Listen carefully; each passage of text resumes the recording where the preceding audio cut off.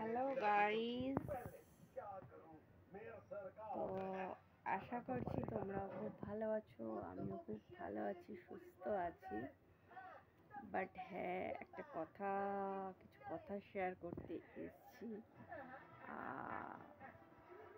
সেগুলো হচ্ছে, যেটা হয়েছে লাইভ ভিডিও।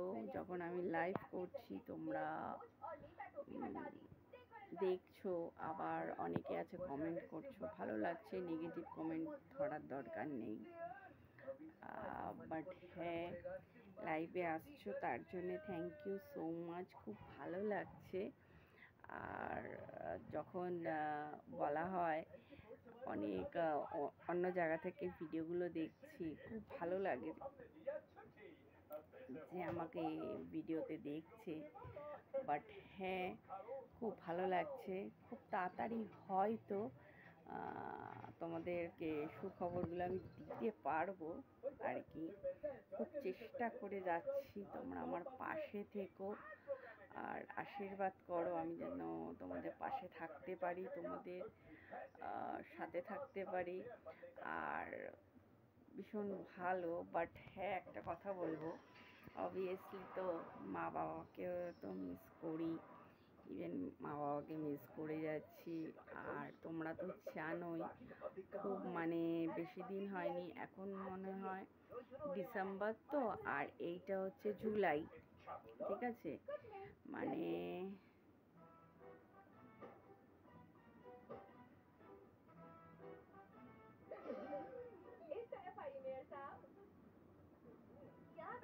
মানে 7 মাস থেকে ধরো 8 মাস হতে চললো, ঠিক আছে? 7 থেকে 8 মাস হতে চললো।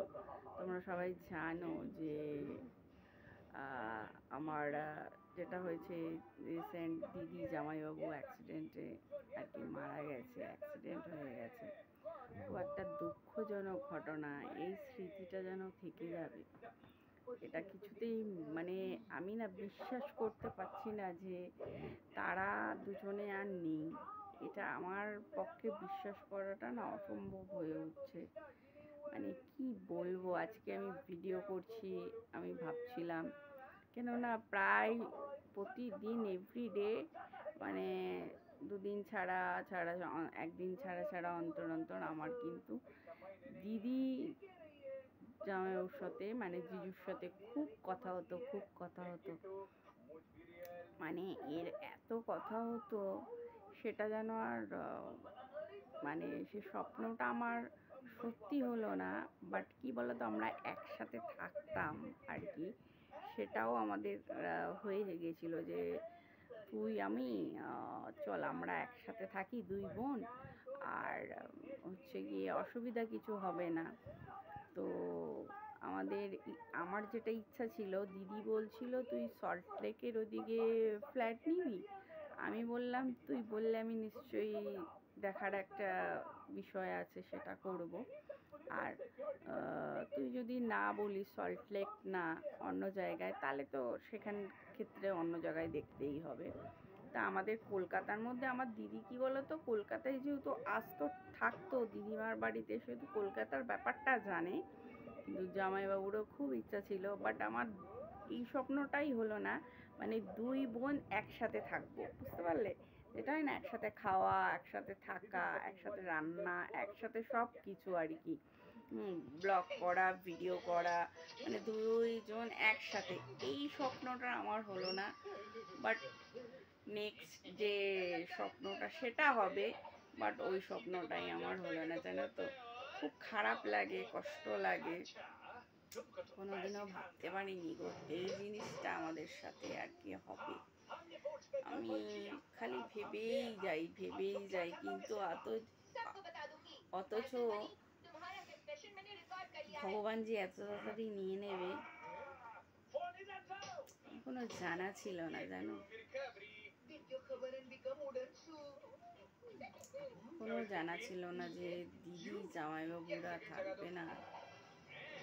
এটা মানা যায় না, জানো তো। মানে খুব কষ্ট হয়, খুব দুঃখ হয়। প্রতিদিন রাতের বেলা কথা বলতো আমার সাথে, সন্ধ্যাবেলা আর কি করে কথা বলতো, ধরো 7টা থেকে কথা বলতো একদম অনেকক্ষণ।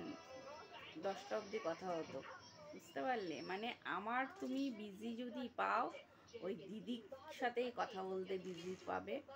এছাড়া আমাকে কারোর সাথে বিজি মানে ফোনের মধ্যে ঘন্টার পর ঘন্টা এসব করব, ওই রকম আমার কোনো নেচার নেই। বাট আমি যেটা কথা বলবো, আমি ওই দিদি জিজুর সাথেই আমি কথা বলতাম। ওই দিদি জিজুই আমাকে সাপোর্ট করতো, এই করতো। আর অবভিয়াসলি জিজুই বলেছিল, বাবা মাকে করেছিস তো পয়সা দিয়ে না করতে হয়, তুই তো আর চাকরি করতে দেয়নি মিশো, তো যেটুকু পেরেছিস নিজের ইসে দিয়ে করেছিস, তো একদিন তুই সফলতা পাবিই পাবি, দেখবি ঠিক পাবি। এটা কোনোদিনও কেউ তোর থেকে কেড়ে নিতে পারবে না, এই সফলতাটা তুই পাবি। বাট হ্যাঁ, এখন স্বপ্ন সফলের মানে স্বপ্ন সফল হচ্ছে বলে তার রাস্তায় হাঁটছি আমি, ঠিক আছে? অনেক তো কীট পতঙ্গ পড়ে থাকতে পাওয়া যায়, অনেক কীট পতঙ্গরা দেখবে অনেক কিছু কথা বলে, অনেক কিছু কথা বলে। দেখবে রাস্তা দিয়ে তুমি যখন বেরোবে, শাড়ি পরো, টপ পরো, জিন্স পরো, যাই পরো না কেন, সেটা তোমার পয়সায় পরছো, তোমার পয়সায় পরছো, তুমি ক্যারি করবে ড্রেস, তোমাকে ভগবান যেরকম বানিয়েছে তুমি সেরকমই দেখতে লাগবে, ঠিক আছে? দেখবে এইটা নিয়েই গসিপ শুরু হয়ে যাবে। রাস্তা দিয়ে দেখবে কত কীট পতঙ্গ পড়ে থাকে, কখনো ওই কীট পতঙ্গের কথা ভাববে না, বুঝেছো? আজকে আমি হয়তো বলছি ছোট্ট করে একটা উদাহরণ দিয়ে, আমি হয়তো আজকে কীট পতঙ্গের কথা ভাবিনি, তার জন্যেই মনে হয় ঠাকুর আমাকে মানে ভগবান বলছে যে আমার যেটা ফিলিংস হয় যে তুই এগিয়ে যা, আমরা তোর সাথে আছি, ঠিক আছে? তো কে কি বলবে ওগুলো রাস্তার আবর্জনা, কীট পতঙ্গ, যারা তোকে দেখে একটু গসিপ করবে, কথা বলবে আর কি উল্টো পাল্টা, এগুলোই ভাববি কীট পতঙ্গ। আর হয় না, একজন আমাকে বলেছে, বেশ ভালো লাগলো আমার, মানে বিগত দিনের বন্ধুত্ব, ক্লাসমেট, আমি কোনোদিনও যদি ভিডিওতে আসতে চাই তোমাদেরকে দেখাবো। ও বলেছে, খাবার খাস প্যাকেট ফেলে দিস, ঠিক ওই রকমই ভাবিস সব মানুষকে, তাহলে দেখবি জীবনে অনেক উঁচুতে চলে যেতে পারবি, ঠিক আছে? আর একটা ফ্রেন্ডস রয়েছে, সেও ক্লাসমেট, সে বলছে আমরা ভিডিও করে কিছু করতে পারছি না, আমরা বাড়িতে থেকে কিছু করতে পারছি না সংসার ধর্ম করে, তুই যে করতে পারছিস, তুই যে এরকম মানে ভিডিওতে ফটো ছাড়ছিস, ভিডিও ছাড়ছিস, এই ছাড়ছিস, বলে এটাতেই আমি ভীষণ কি বলবো, আমাকে বলছে বলে এটাতেই আমি প্রাউড ফিল করছি, মানে আমার বান্ধবীটা আর কি আমাকে বলেছে, ঠিক আছে? বলছে আমি প্রাউড ফিল করছি, আমরা কিছু না করতে পারি, আমার বান্ধবী তো করে দেবে, দেখিয়েছে, এটা নিয়েই আমি অহংকার করি, ঠিক আছে? আমার বান্ধবীটা বলেছে, তার জন্য থ্যাংক ইউ সো মাচ।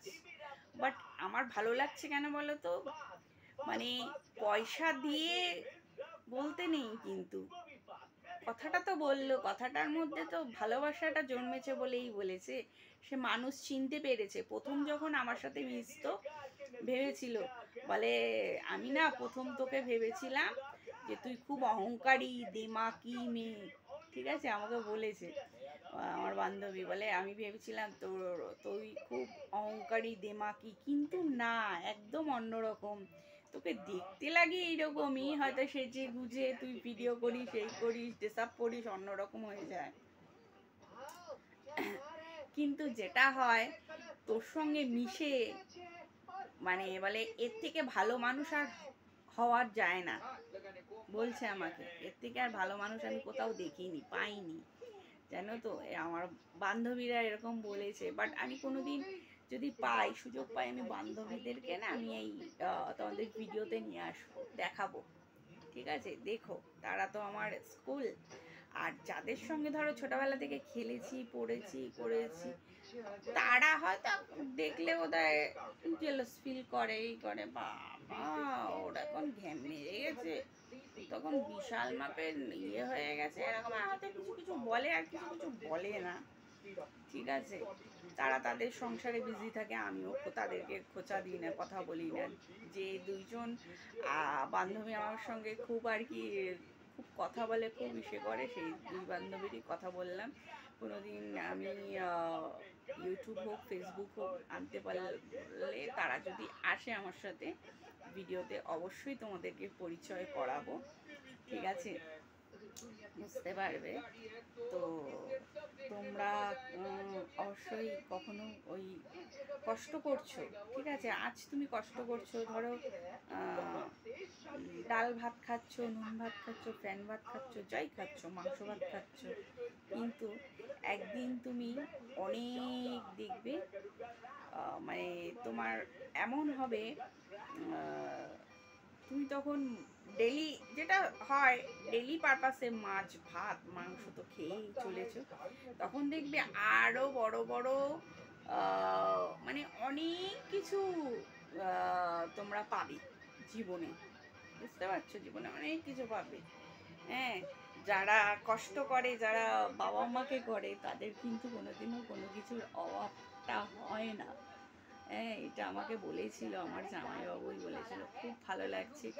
আমার ওই কথা আমার দুই বান্ধবীর সাথেও কথা হতো না, কেন এক বান্ধবীর আমার ফোন নাম্বারই নেই, ঠিক আছে, আমার কাছে ফোন নাম্বারই নেই, তার নাম্বারটাই ফোন করলে আনরিচেবল বলে, যাই হোক। কিন্তু আর এক বান্ধবীর সঙ্গে যার সাথে কথা হয় তারও অত সময় নেই, ঠিক আছে, সংসার ধর্ম করে তো তো ও বিয়ে করেছে, সংসার হচ্ছে, বাচ্চা আছে, স্কুল আছে, হ্যাঁ, এসব নিয়েই ও থাকে, মেতে থাকে। ও যতটুকু কথা হয় 15-20 মিনিট, বেশি হয় না। তো ওর সঙ্গে একটু টুকটাক কথা হয়, বেশি কথা হয় না, হয়তো 6 মাসে একবার কথা হয়, বেশি আমরা কথা বলি না, ঠিক আছে। কেন, তার শ্বশুর বাড়ির থেকে সে ফোন করবে, তার শ্বশুর শাশুড়ি কেমন নেবে, আবার আমাকে বলে না তোকে ফোন করব, তোর বাড়িতে কেমন নেবে না নেবে, এসব কথা হয় আর কি। হ্যাঁ, ওই জন্য আমরা সেরকমভাবে কথা বলি না গো, মানে কন্টিনিউয়াস কথা হয় না, কিন্তু কন্টিনিউয়াস যেটা কথা হতো আমার মাসির মেয়ের সাথে আর আমার মানে জিজুর সাথে। বাট জামাইবাবু বোধহয় আশীর্বাদ করেছিল। হুম,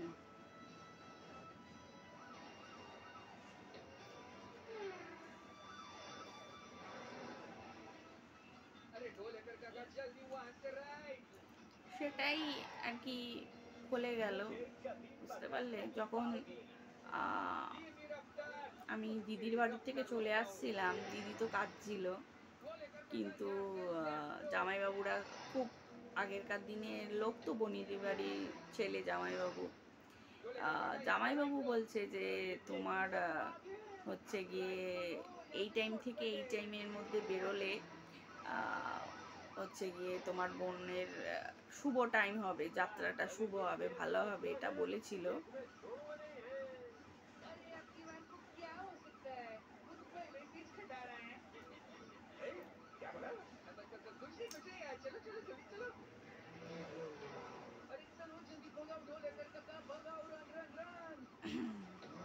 তো বলেছিল যে এই টাইমটা থেকে এই টাইমের মধ্যে যদি তোমার বোন বেরোয়, আমি বাড়ি চলে আসছিলাম, সেহেতু দিদি কান্নাকাটি করছিল,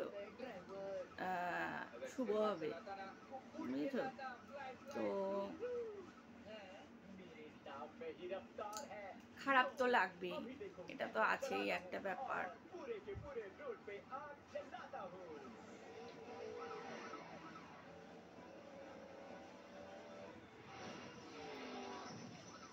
কালকেও ভাবছিলাম এই কথাগুলো, খুব মনে পড়ছিল, মানে দিদির বাড়ি গেছিলাম ফার্স্ট, দিদির বাড়ির থেকে মাসি বাড়ি গেছিলাম,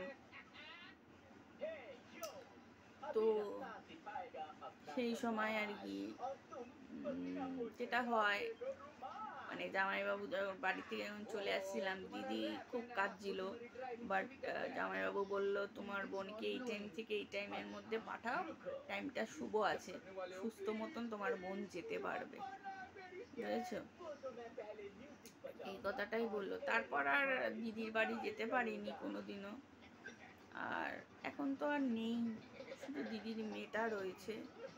হ্যাঁ, ও পড়াশোনা করছে। খুব মনে পড়ছিল সেদিন, খুব মনে পড়ছিল, কেননা সন্ধ্যাবেলা যখন কথা হতো না, অনেকক্ষণ কথা হতো, তো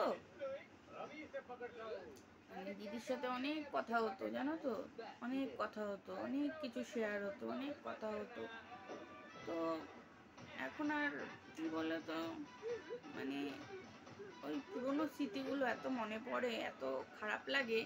মানে আমি তোমাদের সঙ্গে ভিডিওতে কথা বলতে এসেও, যেহেতু দিদি জামাইবাবুকে নিয়ে বলতে এসেছিলাম, আর আমার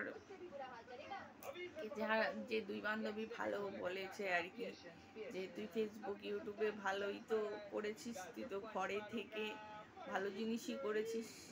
হ্যাঁ, বাইরে যেতে হয়নি, ঘরে থেকে ভিডিও, ঘরে থেকে সব কিছু, ড্রেস আপ হয়তো কিনতে হয়েছে টুকটাক, বেশি কিনতে হয়নি। কেন, আমার প্রচুর শাড়ি ছিল আমার মায়ের, সেসব শাড়ি পরে আমি ভিডিও করেছি। এখন হয়তো কিছু কিছু ড্রেস পরে করি। তো সেগুলোই আর কি বলতে আসলাম তোমাদের কাছে। মনটা একটু অন্যরকম হয়ে গেল। এগুলো তো হবেই, কিছু করার নেই আর কি।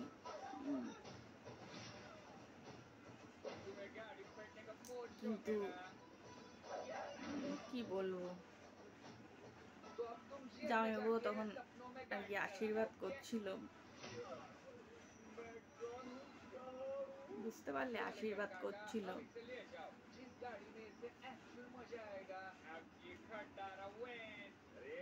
মানে না দেখলে বিশ্বাস করবে না, জামাইবাবু জিজুও আশীর্বাদ করেছিল।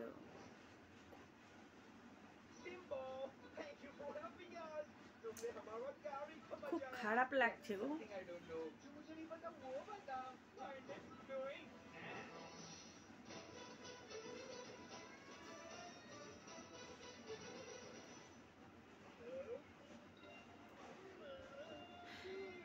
খুব খারাপ লাগছে, বাট আমি না এখন ভিডিওতে কথা বলতে পারছি না। চলো নেক্সট ভিডিওতে দেখা হচ্ছে, ততক্ষণের জন্য ভালো থেকো, সুস্থ থেকো।